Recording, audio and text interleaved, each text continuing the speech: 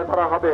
আমরা লক্ষ্য করছি প্রথম তল পানিবাহী গাড়ি থেকে অগ্নি নির্বাপন এবং উদ্ধার কর্মীরা দুর্ঘটনাস্থলের পরিস্থিতি বিবেচনা করছে এবং পরিস্থিতি বিবেচনায় নিয়ে ডেলিভারি হোস করার মাধ্যমে অগ্নি দুর্ঘটনাস্থলের দিকে এগিয়ে যাচ্ছে এবং একই সাথে পরিস্থিতি অ্যাসেসমেন্ট করে প্রয়োজন হলে তারা নিয়ন্ত্রণ কক্ষকে আরও সাহায্যের জন্য সংবাদ পাঠাবে। যেহেতু দুর্ঘটনার ভয়াবহতা রয়েছে, বিভিন্ন ভবন বিধ্বস্ত হয়েছে এবং বিভিন্ন জায়গায় গ্যাসের লাইন বিস্ফোরণ হয়ে এবং বিদ্যুতের লাইন ফেটে গিয়ে অগ্নি দুর্ঘটনা সংঘটিত হয়েছে, বিভিন্ন লোক আটকে পড়েছে।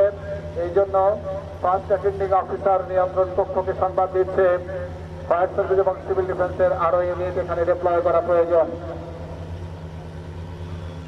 সুধীমণ্ডলী, জীবন কাটবে নিরাপদে, স্বাচ্ছন্দ্যে ভালোই, দুর্ঘটনার আধার কাটবে প্রশিক্ষণের আলোয়।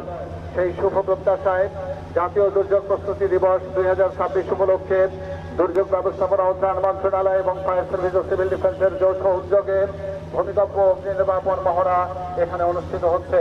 সুধীমণ্ডলী, দুর্যোগ প্রস্তুতিতে লড়ব, তারুণ্যের বাংলাদেশ গড়ব, এই প্রতিপাদ্যকে সামনে নিয়ে সারা দেশে দুর্যোগ ব্যবস্থাপনা ও ত্রাণ মন্ত্রণালয় জাতীয় দুর্যোগ প্রস্তুতি দিবস উদযাপনের কার্যক্রম শুরু করেছে।